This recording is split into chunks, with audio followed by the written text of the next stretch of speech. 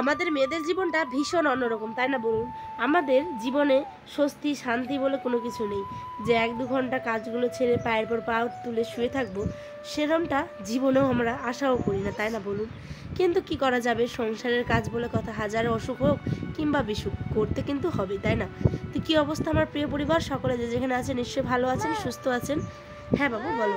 হ্যাঁ, এই তো আমি আমার জীবনের সমস্ত গল্পগুলো শুরু করব। আর ইতিমধ্যে আমার ছেলে কিন্তু মামা বলে ডাকছে, মানে তার ঘুম থেকে ওঠার পালা। আর সে ঘুম থেকে উঠেই কিন্তু আপনাদেরও জানান দিয়ে দিল যে হ্যাঁ, মায়ের সাথে আমিও আছি। তো যাই হোক, আমাদের জীবনের গল্পগুলো তো এরমই, তাই না বলুন? ভালো হোক কিংবা খারাপ, সমস্ত কিছুই আপনাদের সঙ্গে শেয়ার করি। তো যাই হোক, চলুন। আজকে ভীষণ অসুস্থ, ভালো লাগছিল না কিছু। এখন একটু ভালো লাগছে, এখন বাজে প্রায় 3টের মতো। আর আজকের দিনের ছোট্ট একটা ব্লগ, মানে কিছু গতকালের আর কিছু আজকের কিছু ক্লিপস নিয়ে অ্যাড করে আমি একটা ছোট্ট 4 মিনিটের মানে ভিডিও বানিয়েছি। মন করছিল না, জানেন, মনে হচ্ছে কোথায় গেলে জীবনে শান্তি পাবো, একটু সুখ পাবো, একটু নিশ্চিন্ত ঘুম পাবো। কিন্তু সে সমস্ত কিছু আর চাইলে কি পাওয়া যায়? আমাদের জীবনটা এরম। আর তার মধ্যে এই জ্বর সর্দি অবস্থায় এত কিছু আয়োজন হলো বাড়িতে। হঠাৎ করে যেহেতু মানে সিন্নি করার প্ল্যানিং ছিল না, কিন্তু সিন্নি করতে হলো। কারণ হচ্ছে আমাদের এখন তো মহরম চলছে, আপনারা জানেনই। তো মহরমে ফাতিয়া করতে হয়, মানে সিন্নি করতে হয়।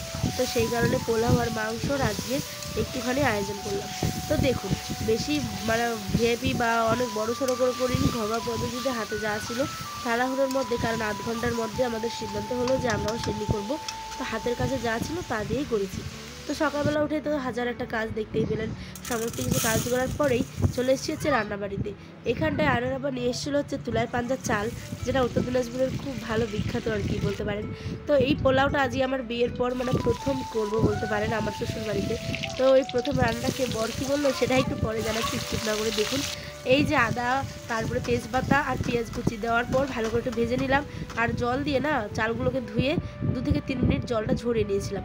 তারপরে এই যে ভাজা ভাজা হয়ে গেছে চালটা, আর এখানে দিয়ে দিলাম হচ্ছে গরম জল আর পরিমাণ মতো একটু লবণ। যেহেতু এটা লবণ পোলাও, মানে হালকা নুন মানে লবণ লবণ করবে, তো সেই কারণে একটা চিনিও দিব। কিন্তু আমাদের চিনিটা আবার কেউ খেতে পছন্দ করে না। আর বিশেষ করে এই অভ্যাসটি কার কার আছে অবশ্যই কমেন্টে জানাবেন। তো পোলাওয়ের মধ্যে না কাজু কিশমিশ দিলে একদম বাজে লাগে। পোলাও খেতে আমার সিম্পল জাস্ট যেরকম আমি করলাম এরকমই ভালো লাগে। কাজু কিশমিশ হাবিজাবি দিলে একদম বাজে লাগে আমার, খেতে ইচ্ছে করে না, মুখে বারবার পড়ে, তো সেই কারণে। তো দেখুন, সেন্নিটা তো দিব হচ্ছে গিয়ে আজকে, মানে হচ্ছে রবিবার, আর আজকে হচ্ছে সোমবার। তো আমরা রবিবার গতকাল মানে করে নিয়েছি। হ্যাঁ, তো এখন সেন্নি বেন্নি তো রান্না কমপ্লিট, স্নান টান করে রান্না করলাম পরিষ্কার হয়ে। আর এখন দেখুন তাড়াহুড়ো করে এই যে তরিগুলোকে দিয়েছিলাম মানে রোদ্রে শুকাতে। বেশ, যারা আমার ব্লগ দেখেন ডেলি তারা বুঝতে পারবেন যে এই তরিগুলোকে নিয়ে আমি কি অবস্থায় পড়েছি ভাইরে ভাই। এত মেঘ আর এত মানে কি বলবো, যে কারণে আমাকে বারবার দিতে হয় আর উঠাতে হয়। এখানে জুম করে দেখাচ্ছিলাম একটা আম হলুদ পড়ে আছে টিনের উপর। তো সেটাই এখন হয়ে গেছে টাইম মানে ফাটিয়ে দেওয়ার। তো এখানে একটুখানি চিকেন আর একটুখানি পোলাও দিলাম হচ্ছে আমার শ্বশুর বাবাকে। আর মানে দিতে হয় একটা 10 টাকা হোক 5 টাকা একটা মানে দিতে হয়। তো সে নিগুলো তো আমার কাছে টাকা ছিল না, হ্যান্ডের আব্বাও ছিল না, তো সেই কারণে 10 টাকাই দিয়েছি। তো এখন যাচ্ছি হচ্ছে ওষুধ নিতে। ভীষণ শরীর খারাপ আয়নেরও আমারও, কারণ ওরও জ্বর সর্দি কাশি, আমারও জ্বর সর্দি কাশি। কাশিটা কম কিন্তু সর্দি আর মাথা ব্যথা প্রচুর পরিমাণে ছিল জানেন। তো গিয়ে আর কোনো ভিডিও করিনি, কারণ ডাক্তারের কাছে গিয়ে তো ভিডিও করতে দিবে না। তো সেই কারণে করিনি, রাস্তাতে এই ব্লগটা শেষ করে দিয়েছি। ওষুধ কী কী দিল সেটা আগামী দিনের ব্লগে দেখাবো। আর বর খেয়ে কিন্তু অসাধারণ বলেছে, সত্যি কথা বলতে বিয়ের পর প্রথম রান্না করলাম, কিন্তু বরের মুখে খুব খুব খুব প্রশংসা শুনলাম, মানে ভালো লেগেছে ওই বলেছে অনেকটা। আর ভাতও খেয়েছে বেশ ভালোই, জানেন, পছন্দ হলে তো খাবেই, তাই না বলুন, মাংস ভালো। তবে আজ আসি বন্ধুরা, দেখাবো অনেকটি ব্লগে। সকলে ভালো থাকবেন, সুস্থ থাকবেন।